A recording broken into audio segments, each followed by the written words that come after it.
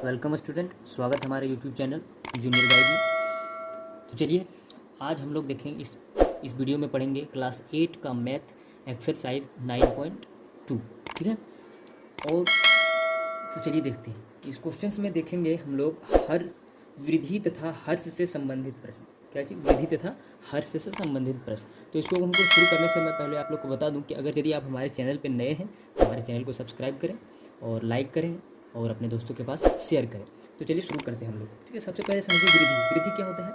कोई चीज़ जो बढ़ जाता है उसको कहते हैं वृद्धि। ठीक है। और हर्ष का मतलब होता है कमी। ठीक है। मतलब जो कम हो जाता है उसको कहते हैं हर्ष। ठीक है। तो ये है, इसी प्रकार से हम लोग पढ़ेंगे। तो चलिए देखते हैं पहला प्रश्न क्या है कि कविता की मासिक आय 6500 रुपये थी, उसकी आय में 5% वृद्धि हुई। ठीक है। हम लोग प्रश्न को ही पढ़ रहे हैं, वृद्धि रहता है हर्ष से संबंधित प्रश्न। ठीक है। तो हर्ष का मतलब कमी बताएं और वृद्धि का मतलब जो बढ़ता है उसको। ठीक है। तो वृद्धि हुई, मासिक आय में कुल कितनी वृद्धि हुई। ठीक है। मासिक आय में कुल कितनी वृद्धि हुई वो, और वृद्धि के बाद उसकी आय ज्ञात कीजिए। ठीक है। तो वृद्धि के बाद उसकी आय ज्ञात करना है। तो इसका आंसर सोल्यूशन हम लोग यहाँ से देखते हैं। चलिए देखिए इसका जो सोल्यूशन होगा वो क्या होगा। ठीक है। सबसे पहले हम लोग समझेंगे कि इसमें जो दिया है उसका मासिक आय, मासिक आय क्या दिया है वो लिख लीजिए आप लोग। मासिक आय दिया है 6500 रुपये। ठीक है। और उसका वृद्धि कितना दिया है, वृद्धि कितना हो रहा है, वृद्धि हो रहा है 5% है। तो कितना हो गया, मतलब 5% यदि वृद्धि हो रहा है तो वृद्धि बराबर कितना निकल जाएगा टोटल,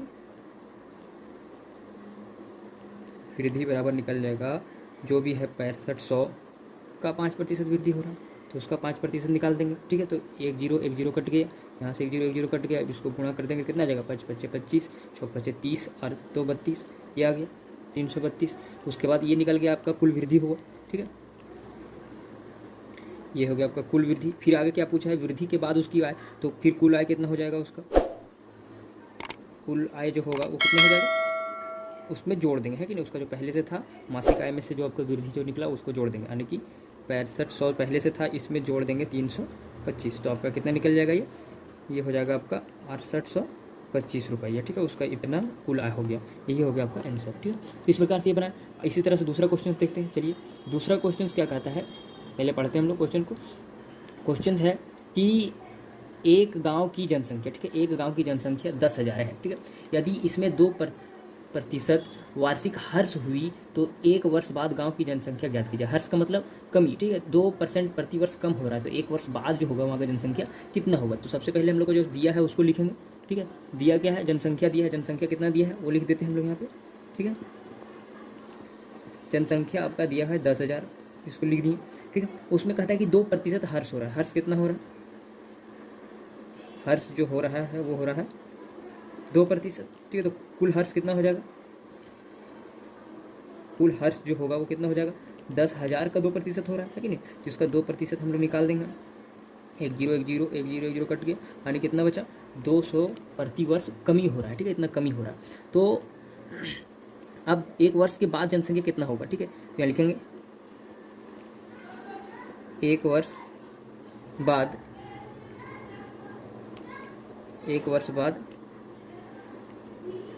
जनसंख्या क्या हो जाएगा, एक वर्ष बाद, एक साल में इतना घट रहा है तो उतना घट जाएगा, यानी कि जो पहले से था 10,000, ठीक है, उसमें से 200 रुपये, तो 200 जनसंख्या जो है घट रहा है तो बराबर कितना निकलेगा आपका, यहाँ हो जाएगा 9,800 जनसंख्या। ठीक है। इतना ही आपका होगा आंसर। तो ये था। ठीक है। यह एक पहला क्वेश्चन देखे से किससे, वृद्धि से, दूसरा है ये हर्ष से था। उसके बाद तीसरा क्वेश्चन फिर देखते हैं। चलिए तीसरा क्वेश्चन देखते हैं हम लोग। तीसरा क्वेश्चन क्या कह रहा है कि एक बगीचे में कुल 40 वृक्ष थे। कुल कितने वृक्ष थे, 40। आंधी के कारण 10 वृक्ष उखड़ गए, आंधी आई 10 वृक्ष उखड़ गया। वृक्षों की संख्या में कितनी प्रतिशत कमी हुई। ठीक है। कमी हुआ प्रतिशत में। ठीक है। तो कमी कितना हुआ देखिए, पहले देखिए कुल वृक्ष हमारा दिया है 40%। ठीक है। और जो कमी हुआ कितना हुआ, कमी कितना हो रहा है, जैसे देखिए 10 वृक्ष तो उखड़ गया तो 10 वृक्ष ही ना कमी हुआ, 10 वृक्ष को कमी, इसको कहता है कि प्रतिशत में बदलना है। ठीक है। तो कमी प्रतिशत हम लोग को निकालना, यानी कि हर्ष प्रतिशत, उसको बोलिए आप। कमी प्रतिशत बराबर क्या होगा, एक होता है सूत्र। ठीक है। कमी बटे कुल गुना 100। ठीक है। ये प्रतिशत में बदलने के लिए ये होता है। तो कमी प्रतिशत हम लोग यहाँ निकाल रहे हैं तो कमी कितना हो रहा है 10, कुल हमारा पहले से है 40, इसका जो है 10 होगा, ठीक है। तो ये देखिए 1 0 कट गया, 100 4 से काटेंगे तो 25 चौक 100, यानी कि 25% कितना कमी हो रहा है, 25% कमी हो रहा है, ठीक है। ये हो गया आपका आंसर। तो आइए चलिए हम लोग चौथा क्वेश्चन देखते हैं इसी प्रकार से। तो देखिए क्वेश्चन क्या कहता है, ये क्वेश्चन कह रहा है श्रमिकों की मजदूरी में 5% वृद्धि होती है। श्रमिक जो है उसका मजदूरी में 5% वृद्धि होता है, ठीक है। यदि उसकी बढ़ी हुई कुल मजदूरी 200, मतलब बढ़ा के, ठीक है, उसको 5% वृद्धि हो रहा है, वृद्धि को जोड़ के अगर यदि 200 है तो प्रारंभिक मजदूरी क्या होगा। तो प्रारंभिक मजदूरी हम लोग को निकालने का रहा है, तो प्रारंभिक मजदूरी इसमें तो है नहीं कुछ, तो हम लोग क्या करेंगे, मान लेंगे, ठीक है। माना प्रारंभिक मजदूरी बराबर x, ठीक है। ये हो गया प्रारंभिक मजदूरी बराबर x, और दिया है क्या, कुल मजदूरी दिया है, क्या दिया है, कुल मजदूरी बराबर 200 है, और वृद्धि कितना हो रहा है, वृद्धि हो रहा है 5%, ठीक है। तो देखिए वृद्धि हो रहा है 5%, मतलब क्या हो रहा है कि वृद्धि जो हो रहा है, ऐसे लिखेंगे हम लोग फिर से, वृद्धि बराबर x का, मतलब जो प्रारंभिक मजदूरी होता है उसमें वृद्धि हो रहा है ना, तो x का जो है 5% कितना हो जाएगा, 5/100 ऐसे, ठीक है। ये हो गया, यानी कि इसको हम लिख सकते हैं 5x/100 ऐसे, ये हो गया, ठीक है। आगे देखिए, अब कुल मजदूरी बराबर क्या होता है, ये हम लोग जानते हैं। कुल मजदूरी बराबर क्या होता है, कुल मजदूरी बराबर होता है जो भी आपका जो है प्रारंभिक मजदूरी में से आपका जो वृद्धि हुआ उसको जोड़ दीजिएगा तो कुल मजदूरी निकल जाएगा। कुल मजदूरी आपका दिया है कितना, 200, और प्रारंभिक मजदूरी हमारा कितना है, x है, उसमें से जोड़ देंगे 5x/100, ठीक है। आगे देखिए, आगे क्या करना है हम लोग को, ये हो गया। और फिर जो है यहाँ पे 200 का 200 हो जाएगा बराबर, इस कैल्शियम ले लेंगे तो यहाँ पे हो जाएगा 100x + 5x/100 ऐसे हो जाएगा। अब यहाँ कुछ नहीं तो 1 है तो इसका क्रॉस मल्टीप्लाई कर देंगे हम, है कि नहीं। तो इसको जब करेंगे तो क्या हो जाएगा, यहाँ पे हो जाएगा 200 × 100, ठीक है, बराबर इधर आपका हो जाएगा 105x, ठीक है। अब x बराबर हम लोग यहाँ से निकाल सकते हैं 200 × 100/105, ठीक है। अब देखिए काट देंगे इसको, तो 21 बचे हो गया, 20 बचे 100 हो गया। अब 21 से इसको काटेंगे तो 21 से 21, ठीक है। और यहाँ हो जाएगा आपको कितना, 21 9 189, उसके बाद 0.52, इसी तरह से 3 आता है और कुछ आएगा, ठीक है। इसको आप डिवाइड करके देख सकते हैं। उसके बाद इतना आया तो कितना हो गया, अब इसको गुना कर देंगे, यानी कि x बराबर 9.523 × 20, तो इतना हो गया। अब इसको जब गुना करेंगे क्या आ जाएगा, आपका आ जाएगा यहाँ जाके 190.463, ठीक है, ऐसे आएगा कुछ। तो इसको लमसम में हम लोग जो है मान लिया है इस प्रकार से, ठीक है। ये देखिए इधर आपका जो है इसको आप 400 उतना करने की वजह से इसको 190.5 ये है, ठीक है। ये हो गया आपका आंसर। तो इस प्रकार से हम लोग मजदूरी, इसका निकला प्रारंभिक मजदूरी, ठीक है। तो ये देखें, तो चलिए, ठीक है, तो चलिए हम लोग आगे बढ़ते हैं क्वेश्चन नंबर 5 की ओर। तो ये देखिए क्वेश्चन नंबर 5 यहाँ से शुरू हो जाता है बट्टा से संबंधित प्रश्न। तो इसको बट्टा से संबंधित प्रश्न को पढ़ने से पहले हम लोग को कुछ सूत्र जो है याद करना होगा, ठीक है, या तो ध्यान रखना होगा, जिससे हम लोग क्वेश्चंस को हल करेंगे, ठीक है। तो सूत्र आपका ये है, जैसे देखिए बट्टा से संबंधित जितने भी सूत्र हैं हम यहाँ पे आप लोग को दिखा दिए ताकि आप लोग का ये सारा क्वेश्चंस बन जाए। जैसे देखिए बट्टा बराबर क्या होता है, बट्टा जब भी, बट्टा का मतलब यहाँ पे देखिए, बट्टा का मतलब होता है छूट, ठीक है, जो भी डिस्काउंट मिलता है उसको कहते हैं बट्टा, ठीक है, छूट।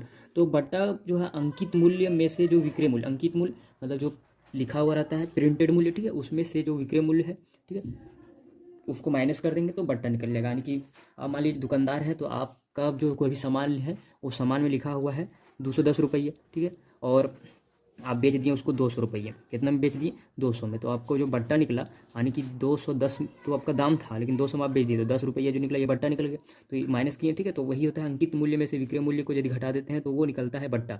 और विक्रय मूल्य यदि निकालने बोला जाए तो क्या करेंगे, अंकित मूल्य यानी कि जो आपका प्रिंटेड मूल्य है उसमें से बट्टा को घटा देंगे। बट्टा को अगर घटा देंगे तो क्या निकल जाएगा, आपका जो है निकल जाएगा विक्रय मूल्य, ठीक है। जैसे यहीं पे क्वेश्चन से मान लीजिए आप 200, आपका 210 रुपये कोई सामान था, उसका प्रिंटेड मूल्य था, ठीक है, और आपको जो है 10 रुपया बट्टा दिए आप, तो 10 रुपये जब बट्टा दिए तो 10 रुपये माइनस करेंगे इसमें, है कि नहीं, तो आपका 200 रुपये में बेचें तो ये निकल गया, ठीक है। तो इसी प्रकार से होता है। और बट्टा प्रतिशत, और बट्टा जो वो निकाले थे उसका बट्टा का प्रतिशत बराबर क्या होता है, जो बट्टा आपका निकला उसमें और बटे अंकित मूल्य। बट्टा का प्रतिशत जब भी निकालना है तो हम लोग को अंकित मूल्य से ही निकाला जाता है, ठीक है। तो इसके लिए इसको ध्यान देना, अंकित मूल्य में से 100 को गुना कर देंगे तो निकल जाएगा बट्टा प्रतिशत। और यदि अंकित मूल्य ज्ञात करने बोले तो अंकित मूल्य क्या करेंगे, विक्रय मूल्य में से बट्टा को जोड़ देंगे तो वो निकल जाएगा आपका, क्या निकलेगा, ये निकल जाएगा आपका अंकित मूल्य, ठीक है। तो ये कुछ सूत्र था, ये आप लोग को याद कर लेना है या फिर दिमाग में रखना है ताकि आप लोग को क्वेश्चंस आगे सॉल्व हो। ठीक है, तो चलिए क्वेश्चंस देखते हैं हम लोग। Question number 5। तो क्वेश्चन नंबर 5 क्या कहता है, देखिए क्वेश्चन नंबर 5 कह रहा है कि विक्रय मूल्य ज्ञात कीजिए। विक्रय मूल्य हम लोग को ज्ञात करने बोला। ठीक है, यदि पहला दिया है तो सॉल्यूशन लिखते हैं यहाँ पे। ठीक है, सॉल्यूशन पहला का लिखेंगे। ठीक है, फ्रिज का अंकित मूल्य है 4500 तथा बट्टा है 30%। फ्रिज का अंकित मूल्य है 4500, अंकित मूल्य यहाँ दिया हुआ है। ठीक है, हम लिखेंगे जो दिया है उसको लिख देते हैं। अंकित मूल्य बराबर है 4500, तो 4500 दे दिए। और बट्टा जो है आपका कितना है, बट्टा मतलब छूट दिया है 30%। ठीक, 30% ये प्रतिशत में दिया है, लेकिन हम लोग को इसको निकालना है बट्टा में। तो अंकित मूल्य से तो इसको प्रतिशत में निकाल लेंगे, तो बट्टा बराबर क्या हो जाएगा, यानी कि 4500 का ही 30% है, तो 30% बट्टे 100। ठीक है, 1 0 1 0 1 0 कट गया, इसको गुना कर देंगे, कितना हो जाएगा 0 5 दिया 15 का 5, बाकी 1 12 और 1 13, यानी कि 1350 निकल गया। ठीक है, ये निकला। आगे हम लोग को निकालने क्या बोला है, विक्रय मूल्य। तो विक्रय मूल्य बराबर क्या होता है, विक्रय मूल्य बराबर हो जाएगा आपका, क्या बताया था अभी फॉर्मूला, विक्रय मूल्य बराबर होता है अंकित मूल्य में से बट्टा को घटा देना। क्या घटाना है, यहाँ लिख देते हैं हम, अंकित मूल्य माइनस बट्टा। अंकित मूल्य में से बट्टा घटा देंगे तो अंकित मूल्य आपका कितना है, अंकित मूल्य है आपका 4500 लिख देना है। उसके बाद उसमें घटा देना है 1350 को, तो घटा दीजिए, आंसर आपका आ जाएगा। यहाँ पे देखिए, ये हो गया 0, ये हो गया 5। ठीक है, उसके बाद यहाँ हो गया आपका जाके 1 और यहाँ हो जाएगा आपका 3। ठीक है, यानी कि 3150 ये निकला आपका विक्रय मूल्य पहला का। अब दूसरा क्वेश्चन है, इसी में 2 क्वेश्चन है। ठीक है, ये तो पहला क्वेश्चन का हो गया आंसर। दूसरा का क्या दिया कि पंखे का अंकित मूल्य ज्ञात करना है। ठीक है, पंखे का अंकित मूल्य दिया है 450 तथा बट्टा दिया है 10%। बट्टा कितना दिया, 10%। तो इससे हम लोग का अंकित मूल्य, विक्रय मूल्य ज्ञात करना है। ठीक है, तो चलिए देखिए दूसरा यहाँ लिख देते हैं। दूसरा नंबर क्या बनाए हम लोग, दूसरा नंबर, दूसरा में क्या दिया है, अंकित मूल्य दिया है ना, तो अंकित मूल्य लिखेंगे। अंकित मूल्य बराबर दिया है 450। ठीक है, और बट्टा दिया है, क्या दिया है, बट्टा दिया है प्रतिशत में 10%। तो इसको पूरा हम लोग निकाल लेंगे, प्रतिशत से तोड़ लेंगे, यानी कि 10% किसका है, 450 रुपये का 10% है बट्टा का। अंकित मूल्य के साथ ही हमेशा होता है, 1 0 1 0 यहाँ से काट दिए, यानी कि ये कितना निकला, 45 रुपये निकला आपका बट्टा। ठीक है, तो अब हम लोग को निकालना है विक्रय मूल्य। तो विक्रय मूल्य क्या होता है, विक्रय मूल्य बराबर होता है अंकित मूल्य में से बट्टा को घटा दिया जाता है। ठीक है, अंकित मूल्य माइनस बट्टा। तो अंकित मूल्य में से बट्टा घटा देंगे, तो अंकित मूल्य आपका है यहाँ पे 450 में से घटा देंगे 45, तो आपका कितना निकलेगा, ये हो जाएगा 405। ठीक है, ये निकल गया आपका आंसर। तो ये निकला विक्रय मूल्य। ठीक है, ये क्वेश्चन नंबर 5 का था। एक बार 2 क्वेश्चन में दिया, एक बार फ्रिज का निकालने वाला अंकित मूल्य और एक बार पंखे का निकालने वाला। ठीक है, तो फ्रिज का निकला आपका जाके 1350 और जो है पंखे का निकलेगा, ठीक है, विक्रय मूल्य कितना में वो बेचा। ठीक है, तो ये निकल गया। अब आते हैं क्वेश्चन नंबर 6 पे। तो यह है क्वेश्चन नंबर 6। क्वेश्चन नंबर 6 में क्या है, क्वेश्चन नंबर 6 में कह रहा है कि अंकित मूल्य ज्ञात कीजिए। अंकित मूल्य अगर ज्ञात करना है, ठीक है, तो अंकित मूल्य के लिए फॉर्मूला हम आप लोग को बताए थे, क्या होता है कि विक्रय मूल्य में से जो होता है उसको बट्टे को जोड़ दिया जाता है। ठीक है, तो देखिए पहला में दिया है कि शर्ट का विक्रय मूल्य 380 तथा बट्टा दिया है 5%। तो इस प्रतिशत में दिया है बट्टा, इसको हम लोग को सबसे पहले निकालना होगा बट्टा। ठीक है, प्रतिशत में नहीं, इसको नंबर में निकालना होगा। ठीक है, उसके लिए क्या करेंगे, देखिए पहला का सॉल्यूशन देखेंगे हम लोग। तो देखिए यहाँ पे दिया है, क्या दिया है, विक्रय मूल्य दिया है आपका 380 रुपये और बट्टा क्या दिया है आपको, बट्टा दिया है 5%। अंकित मूल्य, देखिए बट्टा जो दिया रहता है प्रतिशत में, वो हमेशा किसके साथ, अंकित मूल्य के साथ होता है। ठीक है, क्योंकि आप लोग को हम पहले भी बताएंगे, देखिए सूत्र में बट्टा प्रतिशत निकालते हैं तो अंकित मूल्य से ही निकाला जाता है। ठीक है, यहाँ से, ठीक है, अंकित मूल्य, और अंकित मूल्य बराबर क्या होता है, विक्रय मूल्य में से बट्टा को जोड़ दिया जाता है। ठीक है, तो बट्टा निकालेंगे सबसे पहले। तो इसके लिए क्या करना होगा, हम लोग को मानना होगा, माना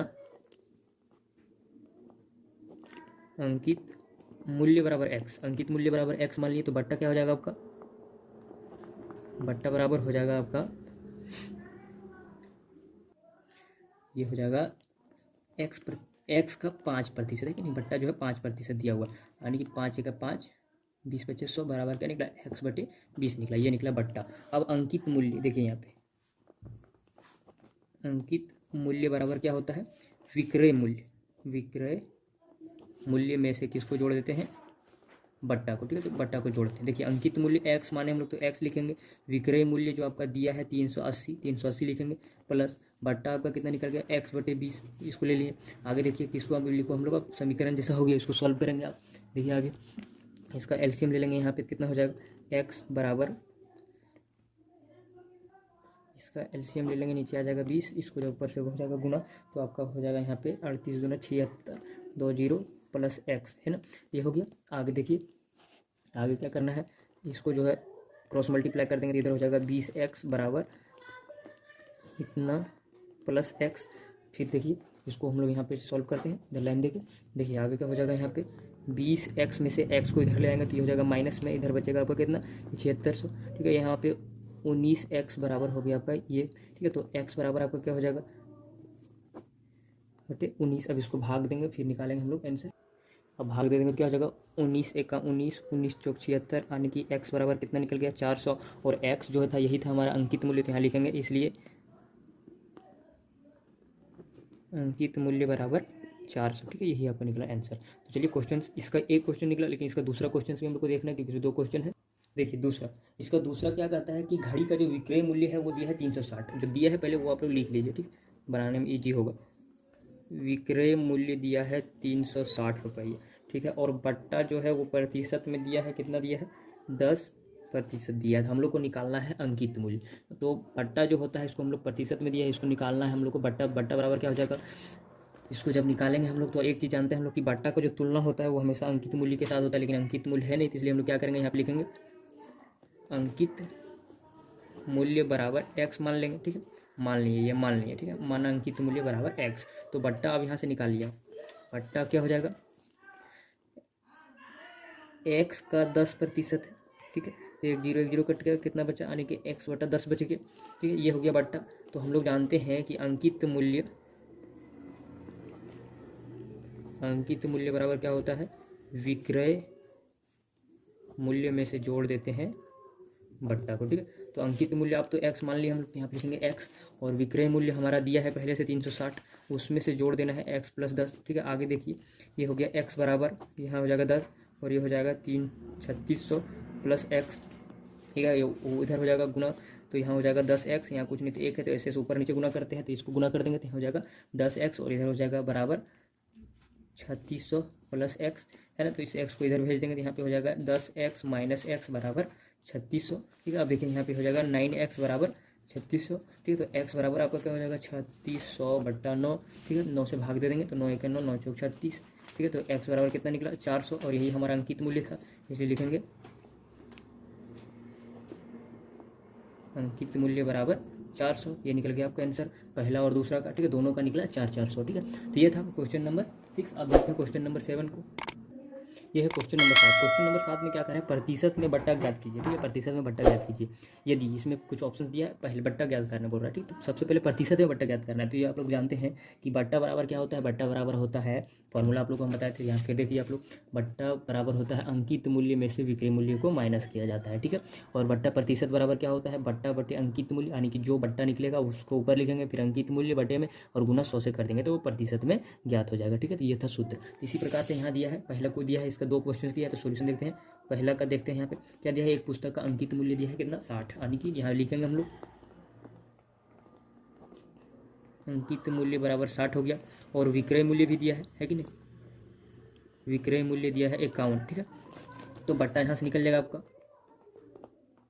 बट्टा हो जाएगा आपका, बट्टा बराबर क्या होता है, अंकित मूल्य में से जो है विक्रय मूल्य को घटाया जाता है, अंकित मूल्य माइनस विक्रय मूल्य, तो बराबर कितना हो जाएगा 60 में से 51 को घटा देंगे, कितना बचेगा 9 हो गया, ये निकला। अब बट्टा प्रतिशत क्या होता है आप लोग को बताया है हम फॉर्मूला, बट्टा प्रतिशत बराबर क्या होता है, जो बट्टा निकला आपका बट्टा बटे अंकित मूल्य गुना 100, है कि नहीं, ये होता है। तो ये सूत्र होता है, तो इसमें देखिए इसमें बैठा देंगे, बट्टा आपका 9 निकला है और अंकित मूल्य जो है आपका 60 है, इसको गुना कर देंगे 100 से, ठीक है। तो 1 0 देखिए 1 0 कट गया, इसको काटेंगे तो 3 1 3 2 2 से काटते हैं, ठीक है। तो 3 और यहाँ पे 5, ये 3 1 3 3 3 9, ठीक है। यानी कितना निकला, बराबर आपका निकल गया 15%, ये निकला बट्टा का प्रतिशत। ये था पहला का, ठीक है। दूसरा का देखते हैं। दूसरा क्या है कि एक रेडियो है, दूसरा क्वेश्चन देखिए आप लोग बोले, एक रेडियो का अंकित मूल्य 400 दिया है और विक्रय मूल्य दिया है 360, तो इससे हम लोग को निकालना है बट्टा प्रतिशत, ठीक है। तो चलिए निकालते हैं, इसको कैसे बनाएंगे। इसको सबसे पहले हम लोग लिखेंगे, यहाँ पे जो दिया है सो अंकित मूल्य दिया है, क्या दिया है, अंकित मूल्य दिया है कितना 400 दिया, अंकित मूल्य दिया है 400, और विक्रय मूल्य भी दिया है कि नहीं, विक्रय मूल्य दिया है 360 लिख दिए। अब बट्टा हम लोग को यहाँ से निकल जाएगा, बट्टा बराबर होता है अंकित मूल्य माइनस विक्रय मूल्य। ठीक है, तो ये होता है माइनस, तो हम लोग यहाँ पे माइनस कर देंगे। क्या निकलेगा, बट्टा बराबर आपका निकल जाएगा यहाँ से कि अंकित मूल्य है 400, 400 में से माइनस कर देंगे 360, माइनस कर दिए तो आपका कितना बचेगा, यहाँ पे बच गया 40।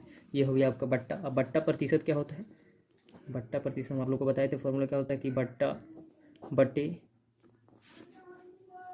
अंकित मूल्य गुना 100 ये होता है। तो बट्टा आपका दिया कितना 40, अंकित मूल्य है आपका 400, गुना करेंगे 100 से, 1 0 1 0 1 0 कट गया, यहाँ से कट गया, एक आने के कितना निकला बराबर 10%, ये निकला बट्टा। ठीक है, ये हो गया आंसर, ये 10% निकलेगा इस प्रकार से। ओ सॉरी, आप लोग को नहीं दिखा, क्या कि हम यहाँ पे देखिए इसको माइनस किए, बट्टा प्रतिशत बराबर होता है सूत्र बट्टा बटे अंकित मूल्य इंटू 100, इसको यहाँ से किए तो 40 बटे 400 गुना 100, इसको काटे तो इतना आ गया, ये हो गया आंसर 10%। ये क्वेश्चन नंबर 7 हम लोग देख लिए। ठीक है, तो आज हम लोग इतना ही देखेंगे। ठीक है, अगले वीडियो में फिर हम लोग क्रय मूल्य, विक्रय मूल्य, लाभ और हानि उससे पढ़ेंगे। ठीक है, तो फिर हम लोग मिलेंगे अगले वीडियो में।